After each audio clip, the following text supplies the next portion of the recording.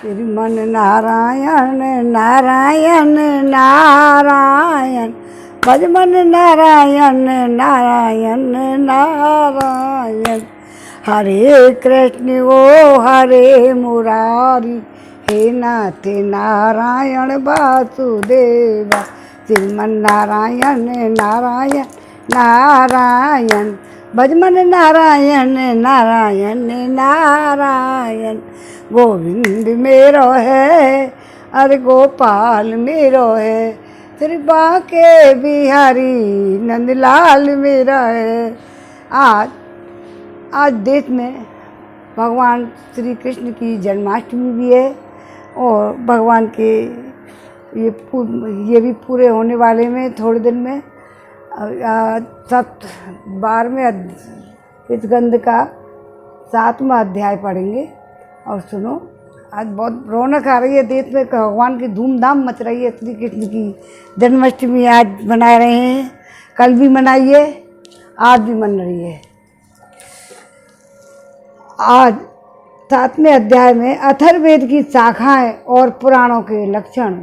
राजा परीक्षित जी तो विदा हो चुके हैं और अब शाखाएं उपशाखाएं पुराणों के संबंध में उनके लक्षण वगैरह बता रहे हैं। पिछले अध्याय में हमने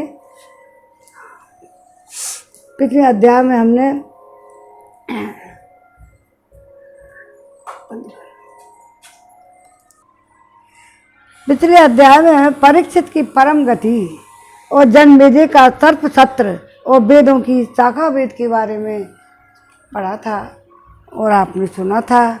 आज हम अथर्ववेद की शाखाएं और पुराणों के लक्षण पढ़ेंगे। सुनो, सूत जी कहते हैं, शौनकादिक ऋषियों, मैं कह चुका हूँ कि अथर्ववेद के ज्ञाता सुमंत मुनि थे। उन्होंने अपनी संहिता अपने प्रिय शिष्य कबंध को पढ़ाई और कबंध ने उस संहिता के 2 भाग करके पथ्य और वेद दर्शकों को उसका अध्ययन कराया। वेद दर्श के 4 शिष्य हुए, शौक्लायनी, ब्रह्मबली, मोदोस और पीपलानी थे ना, उनके राजा दधिच के पुत्र पिपाली या दूसरे हाँ पिपलायनी। और अब पथ्य के शिष्यों के नाम सुनो। शौनक जी पथ्य के 3 शिष्य थे, कुमुद, सुनुक और अथर्ववेत्ता और जाजली। अंगिरा गोत्रोत्पन्न सुनुक के 2 शिष्य थे, वो थे भृगु और सैन्यवायन। उन्हें लोगों ने 2 संहिताओं का अध्ययन किया। अथर्ववेद के आचार्यों में इनके अतिरिक्त सैन्यवायन आदि के शिष्य और सावर्ण आदि तथा नक्षत्र कल्प, शांति और कश्यप, आंगिरस आदि कई विद्वान और भी हुए। अब मैं तुम्हें पौराणिकों के संबंध में सुनाता हूँ, ध्यान लगा के सुनो। कोई सप्ताह में इनको नहीं सुनाता है, अब पूरा ज्ञान मिल जाएगा जैसे तुम्ही ने ये पढ़ी हो अपने आप। तो इसलिए इनको पूरा हम भी दे रहे हैं और आपको भी दे रहे हैं, तो इसलिए पूरा पढ़ने की इच्छा हुई। इसलिए इसमें क्या है अंदर। शौनक जी पुराणों के 6 आचार्य प्रसिद्ध हैं, त्रियारुणी, कश्यप, सावर्णी, अकृतगण और वैश्यमापन और हरित।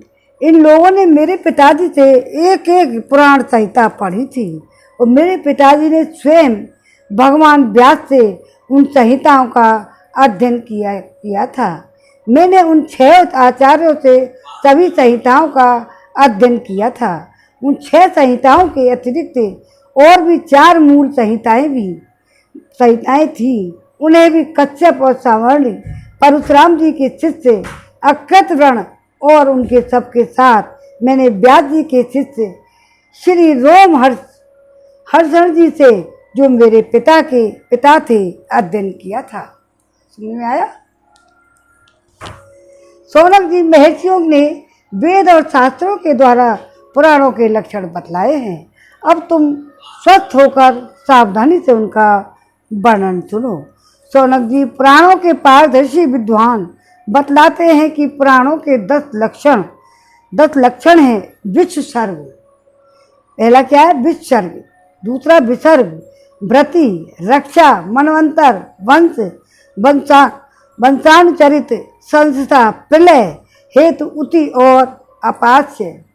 कोई आचार्य पुराणों के 5 ही लक्षण मानते हैं। दोनों ही बातें ठीक हैं, क्योंकि महापुराणों में 10 लक्षण होते हैं और छोटे पुराणों में 5। महापुराणों में 10 लक्षण होते हैं, छोटे पुराणों में 5। विस्तार करके 10 बतलाते हैं और संक्षेप करके 5।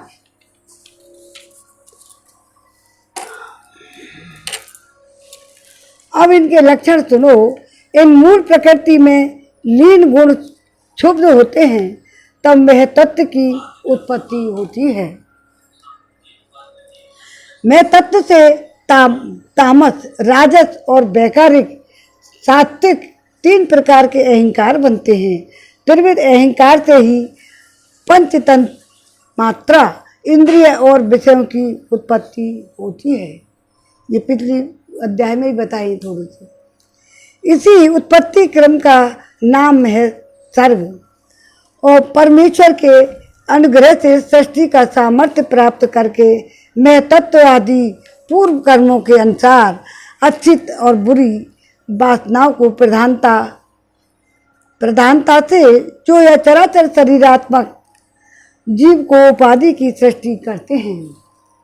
एक बीज से दूसरे बीज के समान इसी को विसर्ग कहते हैं। चर प्राणियों की अचर पदार्थ वृत्ति अर्थात जीवन निर्वाह की सामग्री है। चर प्राणियों के दुग्ध आदि से इनमें से मनुष्यों ने कुछ तो स्वभाववश कामना के अनुसार निश्चित कर ली है और कुछ ने शास्त्र के अनुसार, शास्त्र के आज्ञा अनुसार।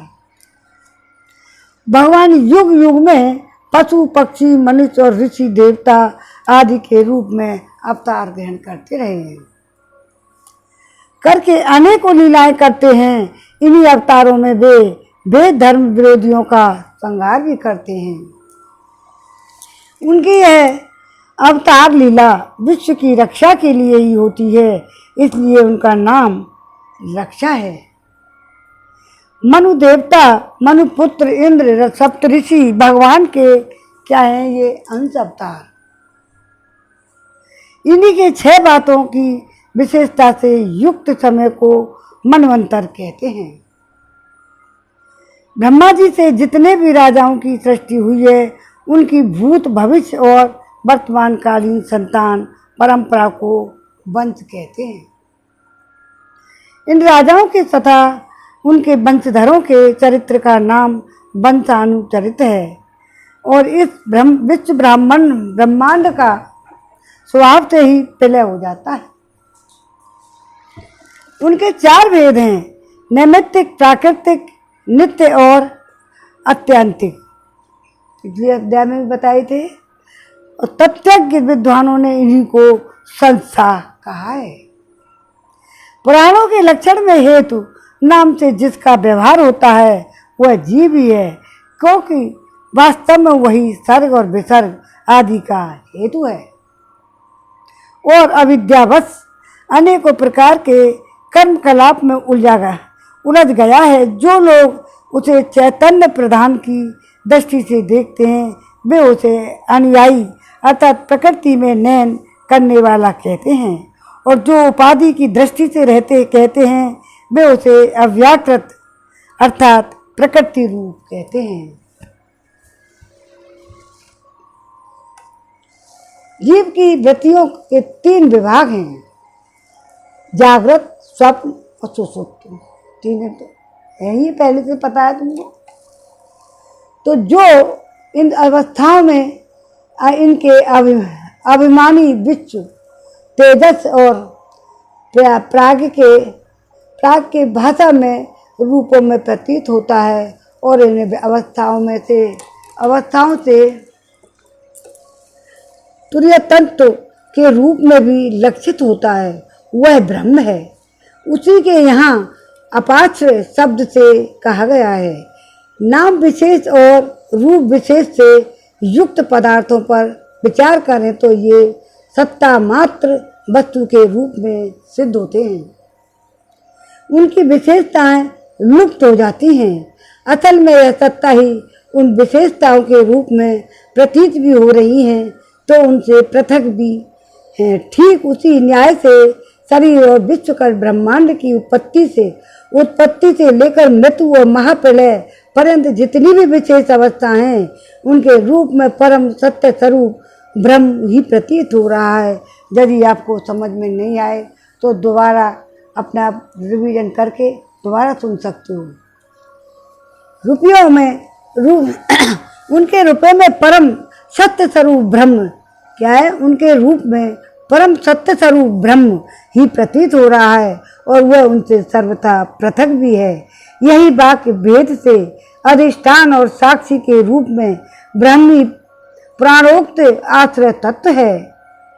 जब चित्त स्वयं आत्मविचार अथवा योगाभ्यास के द्वारा सतगुण रजोगुण तमोगुण संबंधी व्यवहारिक वृत्तियों और जागृत स्वप्न और स्वाभाविक वृत्तियों का त्याग करके उपराम हो जाता है, तब शांति वृत्ति में तत्वमसि आदि महावाक्यों के द्वारा आत्मज्ञान का उदय होता है।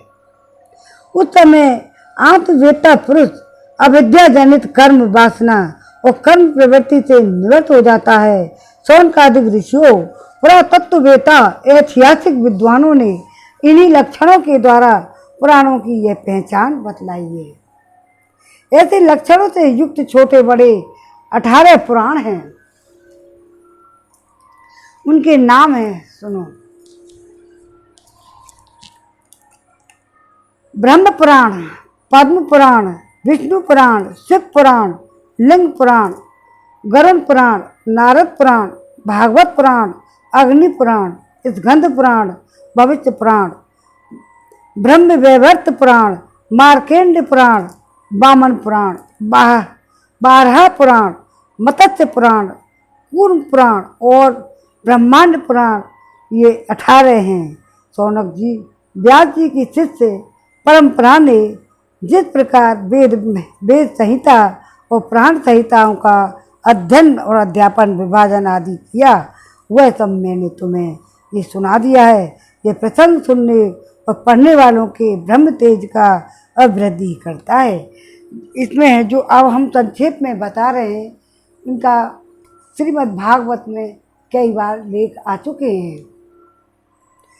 अब 7वें अध्याय में विराम हो गया। श्रीमन नारायण नारायण नारायण, बदमन नारायण नारायण नारायण, गोविंद मेरो गए अरे गोपाल मेरो गए, श्री बांके बिहारी नंदलाल मेरो गए, बांके बिहारी जय हो तुम्हारी, जय हो तुम्हारी लाल, जय हो तुम्हारी। आज तो ब्रज में धूमधाम चारों तरफ से आवाज़ें आ रही हैं कृष्ण की, और आप सुन रहे होंगे। आज सभी जगह जन्माष्टमी मनाई जा रही है पूरे देश में, विश्व में भी मन नहीं है। बहुत जगह हिंदुस्तान के लोग रहते हैं वो भी मनाते हैं और वो भी मनाते हैं वर्ल्ड में। आज 8वां अध्याय 12वें स्कंद का ये लास्ट स्कंद चल रहा है। 12वां स्कंद मार्केंड जी की तपस्या और वर प्राप्ति, इनके बारे में पहले भी थोड़ा बहुत पढ़ चुके हैं और आपको थोड़ा थोड़ा संक्षेप में बताएंगे। अब हमारी सप्ताह के रूप में होता है वो तो आपका पूर्ण हो गया है, लेकिन अब ये आपके ये ऋषि मुनि की थोड़ी थोड़ी छोटी छोटी संक्षेप में तुम्हें याद करने के लिए ये कहानियाँ और किंवदंतियाँ बताई जा रही हैं। शौनक जी ने कहा, हे साधु शिरोमणि सूत जी, आप आयुष्मान हो, सचमुच आप भक्ताओं के शिरोमणि हैं।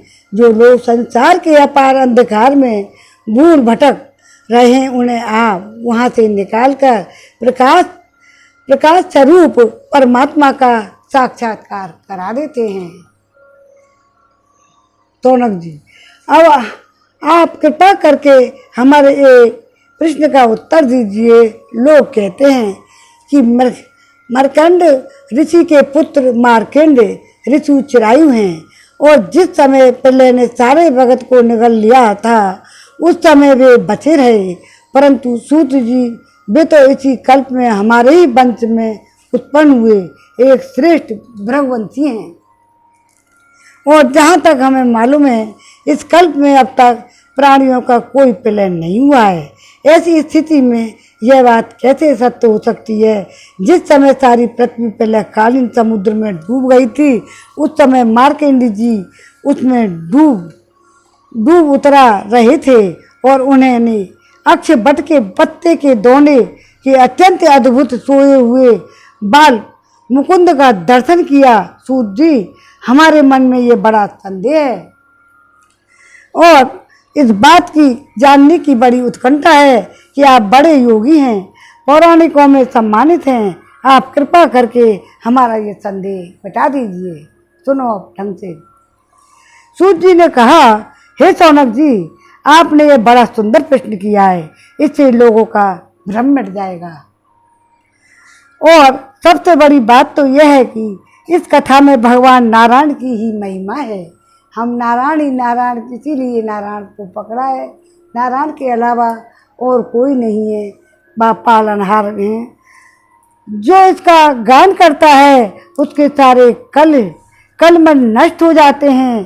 शौनक जी, मृकंड ऋषि ने अपने पुत्र मार्कंड के सभी संस्कार और समय समय पर किए। मार्कंड जी विधि पूर्वक वेदों का अध्ययन करके तपस्या और स्वाध्याय से संपन्न हो गए थे। उन्होंने आजीवन ब्रह्मचर्य का व्रत ले रखा था, शांत भाव से रहते थे, सिर पर जटाएं बढ़ा रखी थी, वृक्षों को की छाल का ही वस्त्र पहनते थे। वे अपने हाथों में कमंडल और दंड धारण करते और शरीर पर यज्ञोपीत मेखला शोभायमान रहती। काले मृग का चर्म, रुद्राक्ष माला और कुछ, यही उनकी पूंजी थी।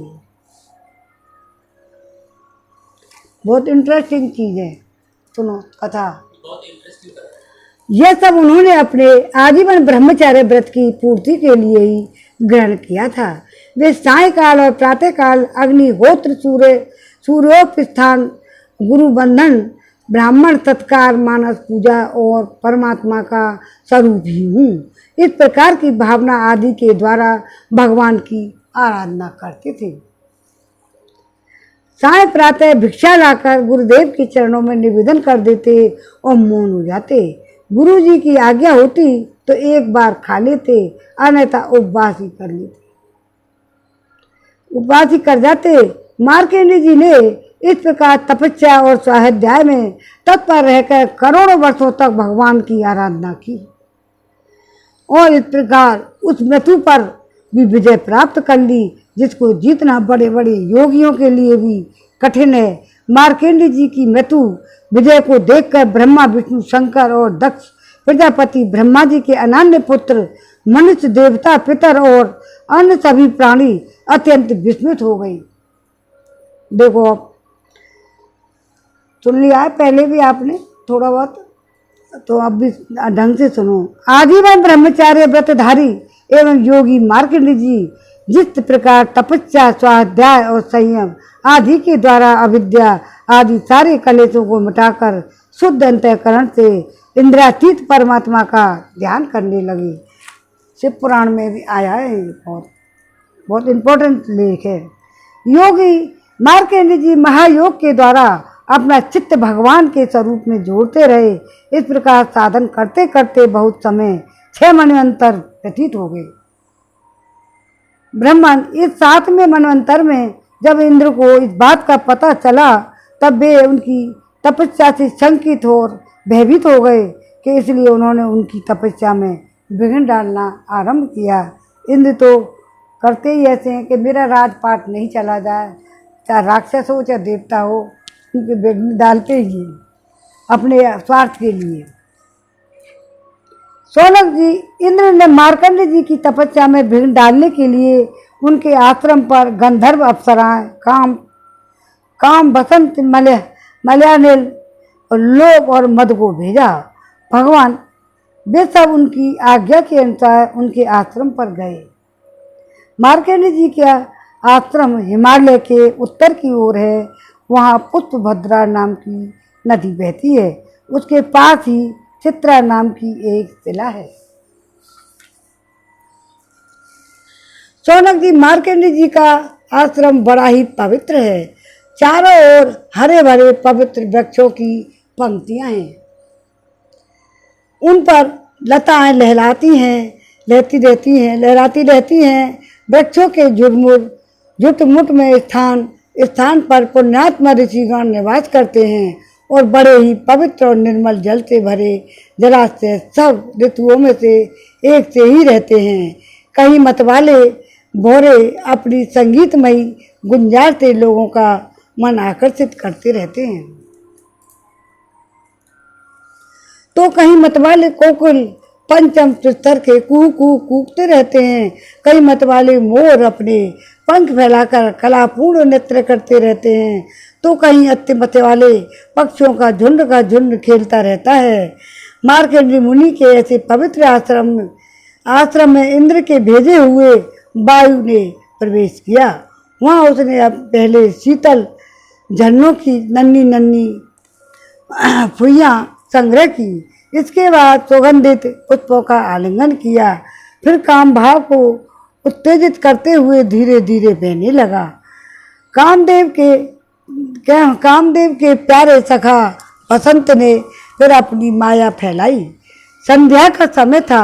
चंद्रमा उदित हो रहा और अपनी मनोहर किरणों का विस्तार कर रहे थे। सहस्त्र डालियों वाले वृक्ष लताओं का आलिंगन पाकर धरती तक झुके हुए थे। नई कोयलें, फलों और फूलों के गुच्छे अलग अलग शोभायमान हो रहे थे। बसंत का साम्राज्य देखकर कामदेव ने भी वहाँ प्रवेश किया। उसके साथ गाने बजाने गंधर्व झुंड के झुंड चल रहे थे। उसके चारों ओर बहुत सी स्वर्गीय अप्सराएं चल रही थी। अकेला काम ही सबका नायक था। उसके हाथ में पुष्पों का धनुष और उस पर सम्मोहन आदि बाण चढ़े हुए थे। उस समय मार्कंडेय मुनि अग्निहोत्र करके भगवान की उपासना कर रहे थे। उनके नेत्र बंद थे। वे इतने तेजस्वी थे कि मानो स्वयं अग्निहोत्र ही मूर्तिमान होकर बैठे हों। उनको देखने से ही मालूम हो जाता कि उनको पराजित कर सकना बहुत ही कठिन है। इंद्र के आज्ञाकारी सेवकों ने मार्कंडेय मुनि की इस अवस्था में देखा। अप्सराएं उनके सामने नाचने लगी। कुछ गंधर्व मधुर गान करने लगे। कुछ मृदंग, वीणा, ढोल आदि बाजे बड़े मनोहर स्वर में बजाने लगे। शौनक जी, अब कामदेव ने अपने पुष्प निर्मित धनुष पर पंचमुख बाण चढ़ाया। इसके बाण के 5 मुख हैं: शोषण, दीपन, सम्मोहन, तापन और उन्मादन।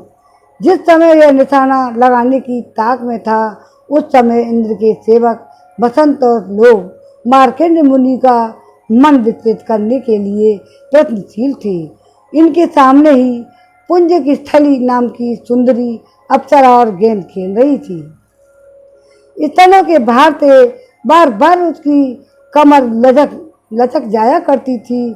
साथ ही उसकी चोटियों में गुथे हुए सुंदर सुंदर पुष्प मालाएं बिखर कर धरती पर गिरती जा रही थी। कभी कभी वह तिरछी चितवन से इधर उधर देख लिया करती थी। उसके नेत्र कभी गेंद के साथ आकाश की ओर जाते और कभी धरती की ओर, कभी हथेलियों की ओर। वह बड़े भाव के साथ गेंद की ओर दौड़ती थी। उसी समय उसकी करघनी टूट गई और वायु ने उसकी झीनी सी साड़ी को शरीर से अलग कर दिया।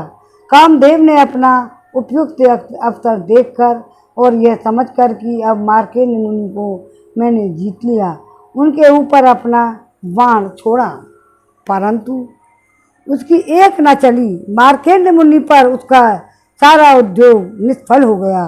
ठीक वैसे ही जैसे असमर्थ और अभागे पुरुष के आगे प्रयत्न विफल हो जाते हैं। शौनक जी, मार्कंडेय मुनि अपरिमित तेजस्वी थे। काम वसंत आदि आए तो थे इसलिए कि उन्हें तपस्या से भ्रष्ट कर दें, परंतु जब उनके तेज से जलने लगे और ठीक उसी प्रकार भाग गए जैसे छोटे छोटे बच्चे सोते हुए सांप को जगाकर भाग जाते हैं। शौनक जी, इंद्र के सेवकों ने इस प्रकार मार्कंडेय जी को पराजित करना चाहा, परंतु वे रत्ती भर भी विचलित नहीं हुए। इतना ही नहीं, उनके मन में इस बात को लेकर तनिक भी अहंकार का भाव भी नहीं हुआ। और सच है, महापुरुषों के लिए यह कौन सी आश्चर्य की बात है।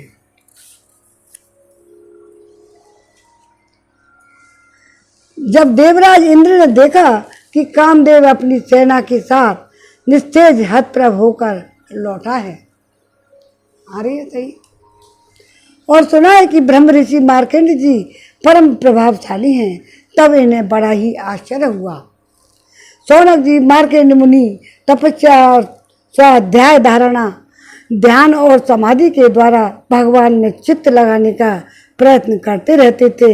अब उन पर कृपा प्रसाद की वर्षा करने के लिए मुनिजन नैन मनोहारी नरोत्तम नर और भगवान नारायण प्रकट हो गए। श्रीमन नारायण नारायण नारायण भजमन नारायण नारायण नारायण। उन दोनों में एक का शरीर गौर वर्ण था, दूसरे का श्याम। दोनों के ही नेत्र तुरंत ही खिले हुए कमल के समान कोमल और विशाल थे। चार चार भुजाएं थी, एक मृग चर्म पहने हुए थे तो दूसरे वृक्ष की छाल, हाथों में कुछ लिए हुए और गले में तीन तीन सूत के या गोपीत शोभामान थे। वे कमंडल और बांस का सीधा दंड ग्रहण किए हुए थे। कमल गट्टे की माला और जीवों को हटाने के लिए वस्त्र की कूंची भी रखे हुए थे। ब्रह्मा इंद्र आदि के भी पूज्य भगवान श्री नर और नारायण कुछ ऊंचे कदम के थे। नर और नारायण और वेद धारण किए हुए थे। उनके शरीर से चमकती हुई बिजली के समान पीले पीले रंग की कांति निकल रही थी। वे ऐसे मालूम होते थे मानो स्वयं तप ही मूर्तिमान हो गया है। जब मार्कंडेय मुनि ने देखा कि भगवान साक्षात स्वरूप नर नारायण ऋषि पधारे हैं। नर और नारायण भगवान, नर और नारायण अर्जुन और उनको भी कहते हैं, कृष्ण को। ऐसे मालूम पड़ते थे मानो वे स्वयं मूर्तिमान हो गया हो। जब मार्कंडेय मुनि ने देखा भगवान साक्षात स्वरूप नर नारायण ऋषि पधारे हैं, तब वे पड़े आदर भाव से उठकर खड़े हो गए। धरती पर दंडवत लौट कर साष्टांग उनको प्रणाम किया। भगवान के दिव्य दर्शन से इतना आनंद हुआ कि उनका रोम रोम, उनकी सारी इंद्रियां एवं अंतःकरण शांति के समुद्र में गोता खाने लगा। शरीर पुलकित हो गया, नेत्रों में आंसू उमड़ आए, जिनके कारण वे उन्हें भर आंख देख भी नहीं सकते। तदंतर वे हाथ जोड़कर उठ खड़े हुए। उनका अंग अंग भगवान के सामने झुका जा रहा था। उनके हृदय में उत्सुकता सी इतनी थी कि मानो वे भगवान का आलिंगन कर लेंगे। उनसे और कुछ तो बोला ही नहीं गया और गदगद वाणी से केवल इतना ही कहा, नमस्कार नमस्कार।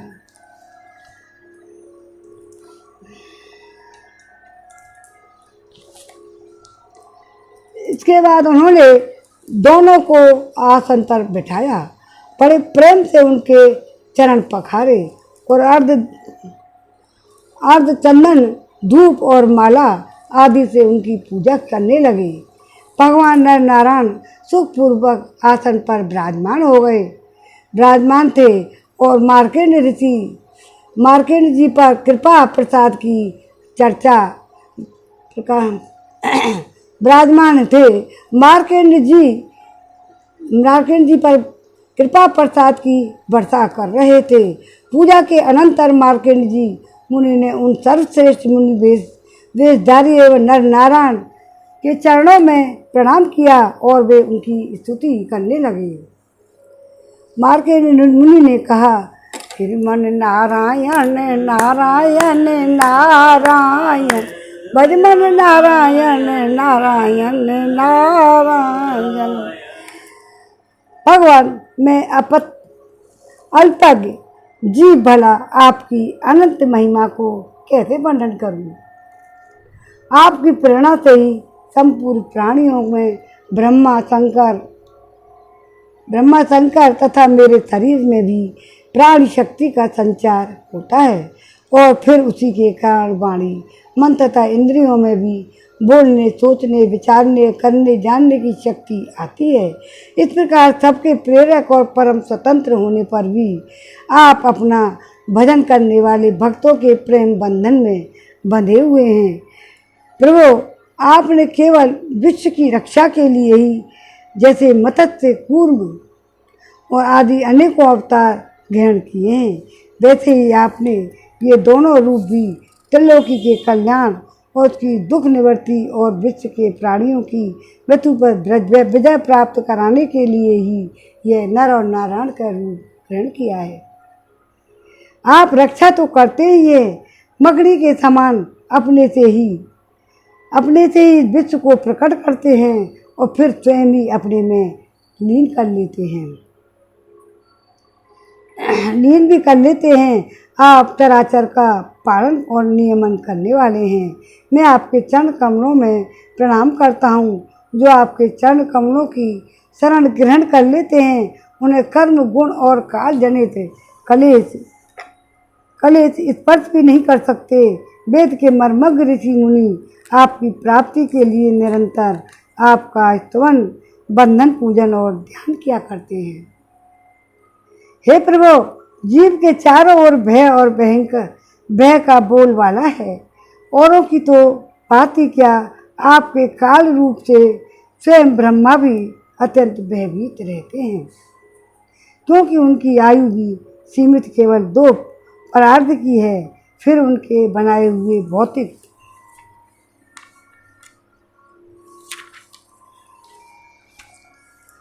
भौतिक शरीर वाले प्राणियों के संबंध में तो कहना ही क्या। ऐसी अवस्था में आपके चरण कमलों की शरण ग्रहण करते अतिरिक्त और कोई भी परम कल्याण का तथा सुख शांति का उपाय अपनी समझ में नहीं आता, क्योंकि आप स्वयं ही मोक्ष स्वरूप हैं।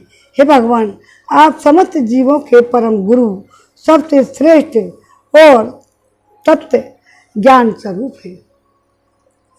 इसलिए आप स्वरूप को ढक देने के लिए देह, गेह और निष्फल, असत्य, नाशवान और प्रतीति मात्र पदार्थों को त्याग कर मैं आपके चरण कमलों की ही शरण ग्रहण करता हूँ। कोई भी प्राणी यदि आपकी शरण ग्रहण कर लेता है तो उससे अपने सारे अविष्ट पदार्थ प्राप्त कर लेता है। जीवों के परम सुहृदय प्रभु, यद्यपि सत्व, रज, तम ये तीनों गुण आपकी ही मूर्ति हैं। इन्हीं के द्वारा आप जगत की उत्पत्ति, स्थिति, लय और आदि अनेकों मायामयी लीलाएं करते हैं।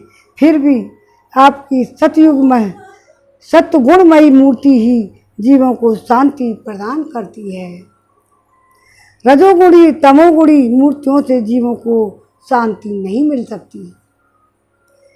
उनसे तो दुख, मोह और भय की वृद्धि होती है।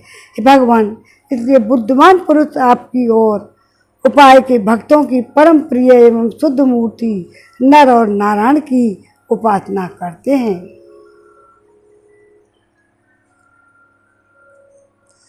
सिद्धांत के अनुयायी ही विशुद्ध पांच रात्र और सिद्धांत के अनुयायी विशुद्ध सत्य को ही आपका श्री विग्रह मानते हैं। दोबारा, उसी की उपासना से आपके नित्य धाम वैकुंठ की प्राप्ति होती है। उस धाम की यह विलक्षणता है कि वह लोक होने पर भी सर्वथा भयरहित और भययुक्त होने पर भी आत्मानंद से परिपूर्ण है कि रजोगुण और तमोगुण आपकी मूर्ति स्वीकार नहीं करती। भगवान आप अंतर्यामी, सर्वव्यापक, सर्वस्वरूप, जगत गुरु, परमाराध्य और शुद्ध स्वरूप हैं। समस्त लौकिक और वैदिक वाणी आपके अधीन है।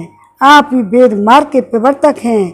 मैं आपके इस युगल स्वरूप निरोत्तम नर और ऋषिवर नारायण की नमस्कार करता हूँ। श्रीमन नारायण नारायण नारायण, भजमन नारायण नारायण नारायण। गोविंद मेरो है, गोपाल मेरो है, श्री बांके बिहारी नंदलाल मेरो है। बांके बिहारी जय हो तुम्हारी, जय हो तुम्हारी लाला, हो तुम्हारी। श्रीमन नारायण नारायण नारायण, भजमन नारायण नारायण नारायण। एक मूल मंत्र नारायण ही है। यद्यपि प्रत्येक जीव को इंद्रियों तथा उनके विषयों में, प्राणों में, हृदय में भी विद्यमान है, तो भी आपकी माया से जीव को बुद्धि इतनी मोहित हो जाती है और ढक जाती है कि वह निष्फल और झूठी इंद्रियों के जाल में फंसकर आपकी झांकी से वंचित हो जाता है। किंतु सारे जगत के गुरु तो आप ही हैं। इसलिए पहले अज्ञानी होने पर भी जब आपकी कृपा से उसे आपके ज्ञान भंडार वेदों की प्राप्ति होती है, तब वह आपके साक्षात दर्शन कर लेता है। जय हो प्रभु। हे प्रभु, वेद में आपका साक्षात्कार कराने वाला वह ज्ञान पूर्ण रूप से विद्यमान है जो आपके स्वरूप का रहस्य प्रकट करता है। वेद, ब्रह्मा आदि वे बड़े बड़े प्रतिभाशाली मनीषी उसे प्राप्त करने का यत्न करते हैं और करते करते रहने पर मोह में पड़ जाते हैं। आप भी ऐसे लीला बिहारी हैं कि विभिन्न मत वाले आपके संबंध में जैसा सोचते विचारते हैं, वैसा ही शील स्वभाव रूप ग्रहण करके आप उनके सामने प्रकट हो जाते हैं। वास्तव में आप देह आदि समस्त उपाधियों से छिपे हुए विशुद्ध विज्ञान घनी हैं। हे पुरुषोत्तम, मैं आपकी वंदना करता हूँ।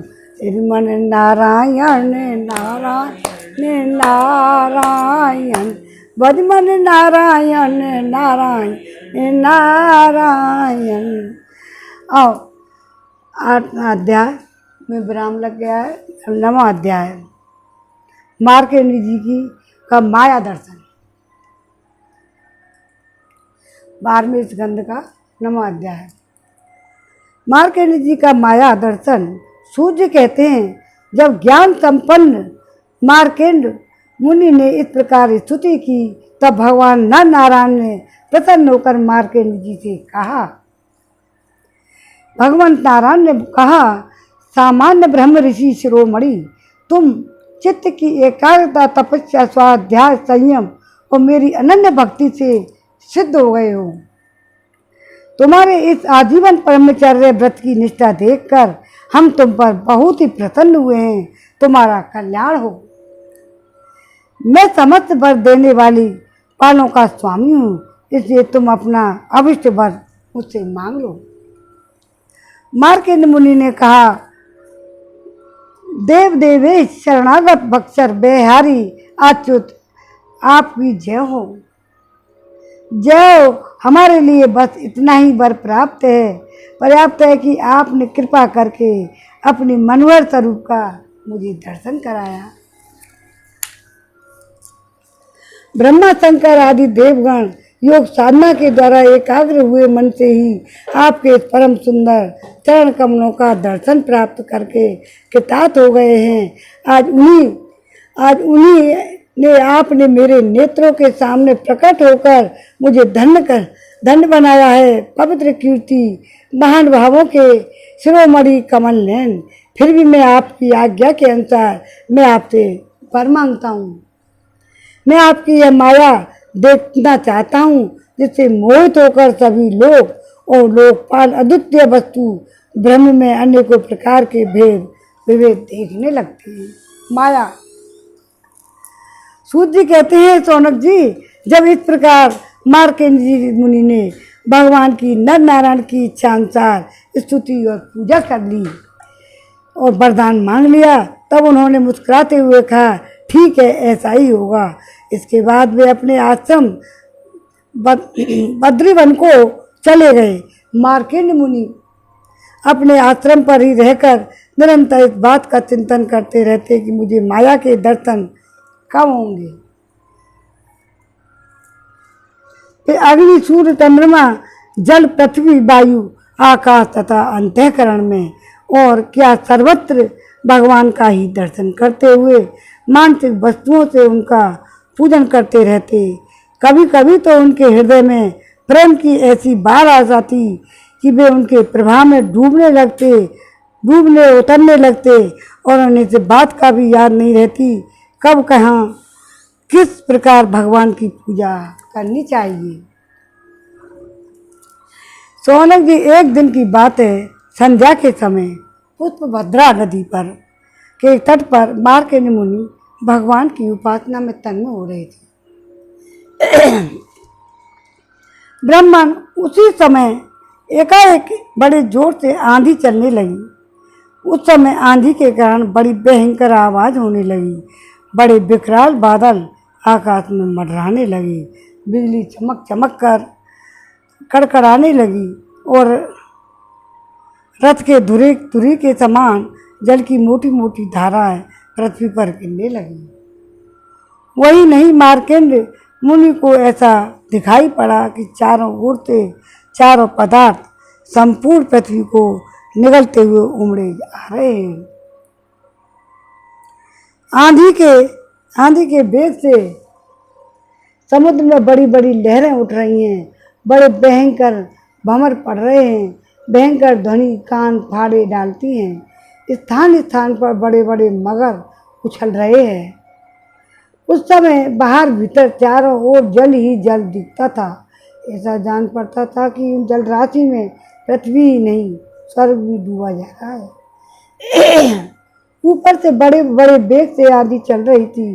बिजली चमक रही थी, जिससे संपूर्ण जगत संतप्त हो रहा है। और जब मार्कंडेय मुनि ने देखा इस जल प्रलय से सारी पृथ्वी डूब गई है, उद्विग्न, स्वदेज, अंडज और जरायुज चारों प्रकार के प्राणी स्वयं वे अत्यंत व्याकुल हो रहे हैं। वे उदास हो गए हैं, साथ ही अत्यंत भयभीत भी। उनके सामने ही प्रलय समुद्र में भयंकर लहरें उठ रही थी। आंधी के वेग से जल राशि उछल रही थी। प्रलयकालीन बादल बरस कर समुद्र को और भी भरते जा रहे थे। उन्होंने देखा कि समुद्र ने द्वीप, वर्ष और पर्वतों के साथ सारी पृथ्वी को डुबो दिया है। पृथ्वी, अंतरिक्ष और स्वर्ग, ज्योतिर्मंडल, ग्रह, नक्षत्र, तारों का समूह। ज्योतिर्मंडल क्या है? ग्रह, नक्षत्र और तारों का समूह। और दिशाओं के साथ तीनों लोग जल में डूब गए। बस उस समय एकमात्र महामुनि मार्कंडेय ही बच रहे थे। उस समय वे पागल और अंधे समान जटा फैलाकर यहाँ से यहाँ भाग कर अपने प्राण बचाने की चेष्टा कर रहे थे। वे भूख प्यास से व्याकुल हो रहे थे। किसी ओर बड़े बड़े मगर तो किसी ओर छोटे बड़े तिमिंगिल मत्स्य उन पर टूट पड़ते। ये माया दिखाई रही भगवान। किसी और बड़े बड़े तिमिंगल मच्छ और उन पर टूट पड़ते। किसी ओर से हवा का झोंका आता तो किसी ओर से लहरों के थपेड़े उन्हें घायल कर देते। इस प्रकार इधर उधर भटकते भटकते वे अपार अज्ञान अंधकार में पड़ गए, बेहोश हो गए। इतने थक गए कि उन्हें पृथ्वी और आकाश का भी ज्ञान न रहा। वे कभी बड़े भारी भवन में पड़ जाते, कभी तरल तरंगों के चोट से चंचल उठते, जब कभी जल जंतु आपस में एक दूसरे पर आक्रमण करते, तब वे अचानक ही उनके शिकार बन जाते हैं। कहीं शोकग्रस्त हो जाते तो कहीं मोहग्रस्त, कभी दुख ही दुख निमित्त आते तो कभी तनिक सुख ही सुख मिल जाता, कभी भयभीत होते, कभी मर जाते तो कभी तरह तरह के रोग उन्हें सताने लगते। इस प्रकार मार्कंड मुनि विष्णु भगवान की माया के चक्कर में मोहित हो रहे थे। इस प्रलय काल के समुद्र में भटकते भटकते उन्हें सैकड़ों हजारों ही नहीं लाखों करोड़ों ऐसे वर्ष बीत गए। मनुष्य को लगता है बहुत साल, लेकिन ब्रह्मा जी के लिए तो ये कल्प एक दिन होता है। शौनक जी मार्कंड मुनि इसी प्रकार प्रलय के जल में बहुत समय तक भटकते रहे।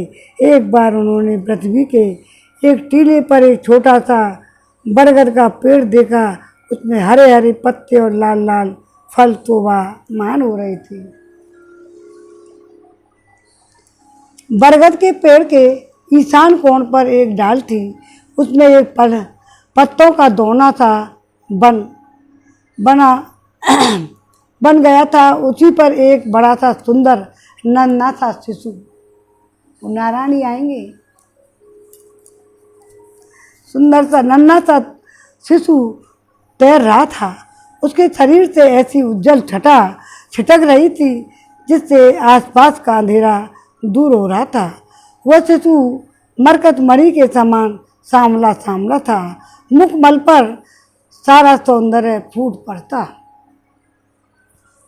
गर्दन शंख के समान उतार चढ़ाव वाली थी, छाती चौड़ी थी, तोते की चोंच के समान सुंदर नाचिका भौहें बड़ी मनोहर थी।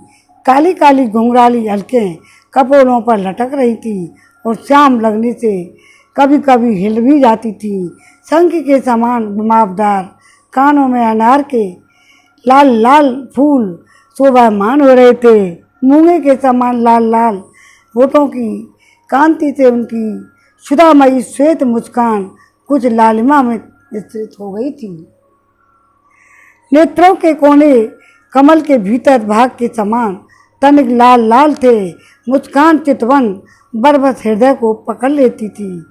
बड़ी गंभीर नाभि थी, छोटी सी तोंद और पीपल के पत्ते के समान जान पड़ती थी और श्वास लेने के समय उस पर पड़ी हुई भलें और नाभि भी हिल जाया करती थी। नन्हे नन्हे हाथों में बड़ी सुंदर सुंदर उंगलियां थीं। वह शिशु अपने दोनों कर कमलों से एक चरण कमल को मुख में डालकर चूस रहा था। मार्कंड मुनि यह दिव्य दृश्य देखकर अत्यंत ही विस्मित हो गए। शौनक जी उस समय शिशु को देखते ही मार्कंड मुनि की सारी थकावट जाती रही। आनंद से उनके हृदय कमल और नेत्र कमल खिल गए और शरीर पुलकित हो गया। उस नन्हे से शिशु के इस अद्भुत भाव को देखकर उनके मन में यह तरह तरह की शंकाएं, वह कौन है इत्यादि आने लगी। वे उस शिशु से ये बातें पूछने के लिए उसके सामने सरक गए। अभी मार्कंड जी पहुंच भी नहीं पाए थे कि उस शिशु के श्वास के साथ उसके शरीर से भीतर उसी प्रकार घुस गए जैसे कोई मच्छर किसी के पेट में चला जाए। उस शिशु के पेट में जाकर उन्होंने सब की सब वह सृष्टि देखी। मार्कंड ऋषि हैं ये, जैसे प्रलय के पहले उन्होंने देखी थी। वे वह सब विचित्र दृश्य देखकर आश्चर्यचकित हो गए। वे मोहवश कुछ विचार भी न कर सके। उन्होंने उस शिशु के उदर में आकाश, अंतरिक्ष, ज्योतिर्मय मंडल, पर्वत, समुद्र, द्वीप, वर्ष, दिशाएं, देवता, दैत्य, वन, देश, नदियाँ, नगर, खाने, किसानों के गांव, अहीरों की बस्तियां, आश्रम, वन, उनके आचार व्यवहार, पंच महाभूत, भूतों से बने हुए प्राणियों के शरीर तथा पदार्थ, अनेकों युग कल्पों के भेद से युक्त काल आदि सब कुछ देखा। केवल इतना ही नहीं, जिन देशों और वस्तुओं और ऋतु कालों के द्वारा जगत का व्यवहार संपन्न होता है, वह सब कुछ वहाँ विद्यमान था। उस बालक के अंदर चले गए ना। कहाँ तक कहें, यह संपूर्ण विश्व न होने पर भी वह सत्य के समान प्रतीत होते देखा। हिमालय पर्वत, वही पुष्प भद्रा नदी, उसके तट पर अपना आश्रम और वहाँ रहने वाले शिष्यों को भी मार्कंडेय जी ने प्रत्यक्ष ही देखा उसमें पेट में। इस प्रकार संपूर्ण विश्व को देखते देखते ही उस दिव्य शिशु के श्वास के द्वारा ही वे बाहर आ गए और फिर प्रलयकालीन समुद्र में गिर पड़े। अब फिर उन्होंने देखा समुद्र के बीच में पृथ्वी के टीले पर वही बरगद का पेड़ जो को तो विद्यमान है। माया दिखा दी भगवान ने, और उसके पत्ते के दौने पर में वही शिशु सोया हुआ है। उसके आधारों पर प्रेमामृत से परिपूर्ण मंद मंद मुस्काने और अपनी प्रेम पूर्ण चितवन से वह मार्कंडेय जी को देख रहा है। अब मार्कंडेय जी मुनि इंद्रियातीत भगवान को जो शिशु के रूप में कीड़ा कर रहे थे और नेत्रों के मार्ग से पहले ही हृदय में विराजमान हो चुके थे, आलिंगन करने के लिए बड़े श्रम और कठिनाइयों से आगे बढ़े। परंतु शौनक जी भगवान केवल योगियों के ही नहीं, स्वयं योग के भी स्वामी और सबके हृदय में छिपे रहने वाले हैं। अभी मार्कंडेय मुनि उनके पास पहुंच भी नहीं पाए कि वे तुरंत अंतर्ध्यान हो गए। ठीक है, जैसे वैसे अब आगे असमर्थ पुरुषों को परिश्रम का पता नहीं चलता और फल दिए बिना ही क्या हो गया। शौनक जी उस शिशु के अंतर्ध्यान होते ही वो बरगद का वृक्ष प्रलयकालीन दृश्य एवं जल भी तत्काल लीन हो गया। और मार्कंडेय मुनि ने देखा, मैं तो पहले के समान ही अपने आश्रम में बैठा हुआ हूँ। और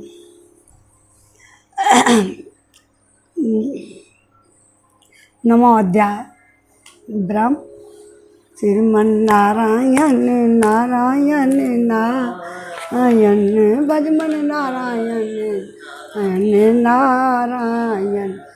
आरती कर लो।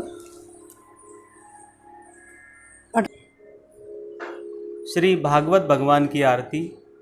श्री भागवत भगवान की है आरती, पापियों को पाप से है तारती। श्री भागवत भगवान की है आरती, पापियों को पाप से है तारती। ये अमर ग्रंथ, ये मुख्य ग्रंथ, ये पंचम वेद निराला, नव ज्योति जगाने वाला। ये अमर ग्रंथ, ये मुख्य ग्रंथ, ये पंचम वेद निराला, नव ज्योति जगाने वाला। हरि गान यही, वरदान यही, जग की मंगल ये आरती।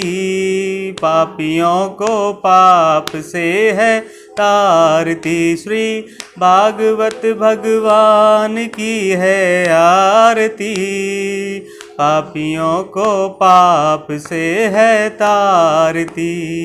ये शांति गीत पावन पुनीत सा कोप मिटाने वाला, हरि दरस दिखाने वाला।